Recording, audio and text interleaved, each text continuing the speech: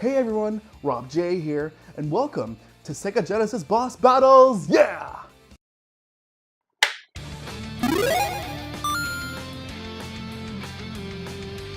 Today I'm featuring Xmen. Now Xmen has 10 boss battles in total, and I'm going to be showing you which Xmen member or members are the best for the battles in terms of speed as well as overall easiness.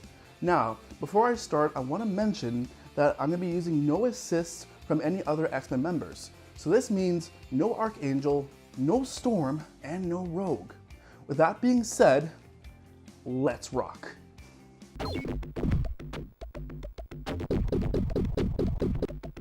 So the first boss battle is Juggernaut, and let's talk about what we can't do to him.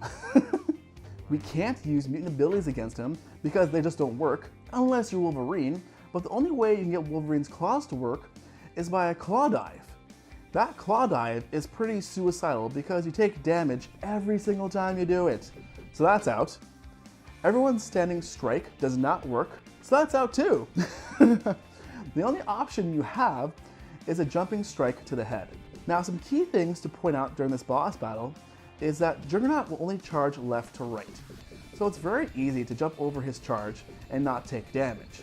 But make sure before the boss fight, you take out that damn beehive, because those bees will be with you the whole entire fight, screwing up your rhythm. And in terms of rhythm, make sure you go to the far right of the battlefield and you'll see this Amazon guy just waiting there. Take him out too. Now, while all Xmen members can jump strike Juggernaut to the head, there's only one that could do it very quickly, and that's Nightcrawler. The reason why I'm choosing Nightcrawler today is because his jump strike is very efficient. You can keep Juggernaut in the same area during the whole boss fight. So you can jump strike, teleport, not take any damage, and then jump strike, teleport again.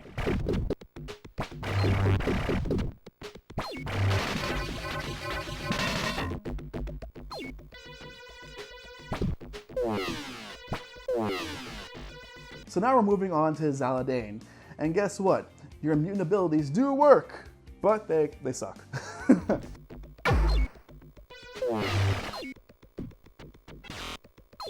Unless you're Wolverine.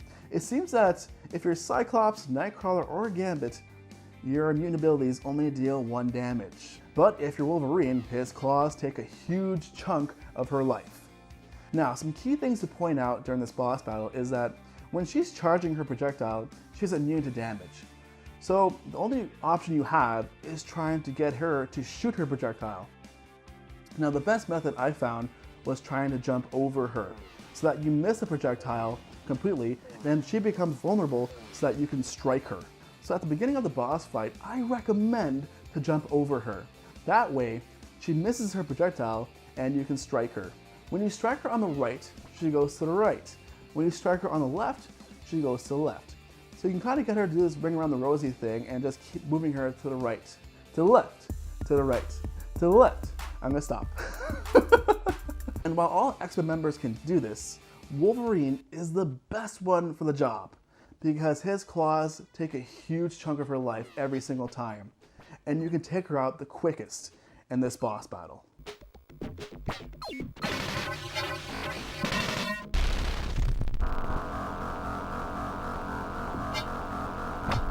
So I'm including the Space Shuttle Fight as a boss battle for a couple of reasons. 1, you're avoiding asteroids. 2, you're trying to stay on the ship without falling off. And 3, you're fighting about 9 enemies during the whole fight. So it deserves to be a boss battle on my list. Some key things to point out during this boss fight is at the very beginning, make sure you get to the space shuttle door as quickly as possible, because when that space shuttle jets off, you're fighting against the gravity and the speed of the space shuttle. And if you're not past that door when it jets off, you're almost likely to fall off. So make sure you get to that door as soon as possible. Next, avoiding the asteroids. The pattern goes bottom, top, bottom, top, bottom, top throughout the whole fight. So when you see an asteroid past the bottom, jump to the bottom. When you see an asteroid past the top, jump to the top. Next, the 9 enemies you're fighting. You're fighting 3 easy sentinels, 3 medium kind of difficult sentinels, and 3 tough sentinels. While all Xmen members can beat these sentinels with ease, the best one to choose is Nightcrawler, because A, at the very beginning of the boss fight, you know how I was talking about going against the gravity and the speed of the whole ship? Nightcrawler can just teleport and stay in the same spot the whole entire jetting off sequence. Next is beating the enemies. Nightcrawler can just jump down and use his teleport ability to defeat the enemies in one strike. So he is the best X-Men member to choose for this fight.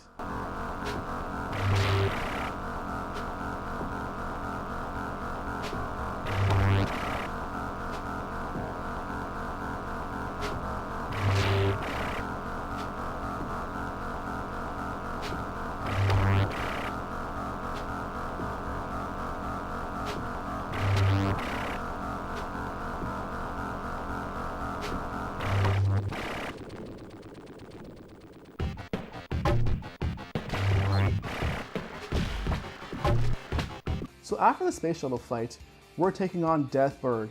Deathbird and Zaladane have similar fighting styles. They both jump around and shoot projectiles. But Deathbird has one difference. When you hit her, she calls an enemy assist.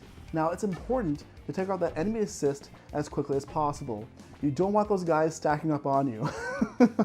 And the best strategy I found during this whole boss fight is staying on the top middle platform and waiting for Deathbird to come to you, because she eventually will. And when she does, just crouch and strike her. And that's it. That's all there is to this boss fight. Now, while all X-Men members can do this boss fight very easily, Cyclops is the one that makes it super easy. Because when Deathbird comes to him, crouch strike her, jump down, and optic blast the enemy assist. You do this pattern during the whole fight, and that's why Cyclops is the best choice for this boss battle.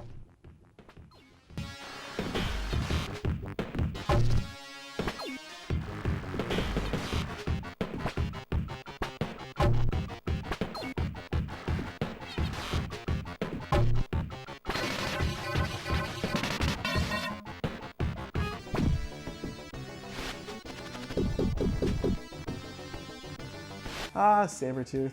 I feel like this doesn't even qualify as a boss battle because he's so ridiculously easy. When you first encounter Sabretooth, he's ready to strike you in his crouching position. What you want to do is strike him in that crouching position. When you do, he falls down. When you jump, he jumps back up on the ledge. And you just repeat the same pattern over and over again. It's so easy. Does he do anything else? Yes, but this seems to be the best strategy to do in order to beat him very quickly. While all X-Men members can do this, Cyclops does it the best because of his optic blast. So just hang back, optic blast him, and just repeat the same pattern over and over again. Optic blast as he crouches, jump, so he jumps back up on the ledge, and optic blast him again as he crouches. That's all you have to do. But make sure that when you strike him, he's crouching. That's the only time he's vulnerable, is when he's crouching. Weird. Thank you so much for watching. Stay tuned for part 2, where I take on Juggernaut, Apocalypse, Ahab, Mojo, and Magneto. Please like and subscribe, and I'll see you next time. Take care.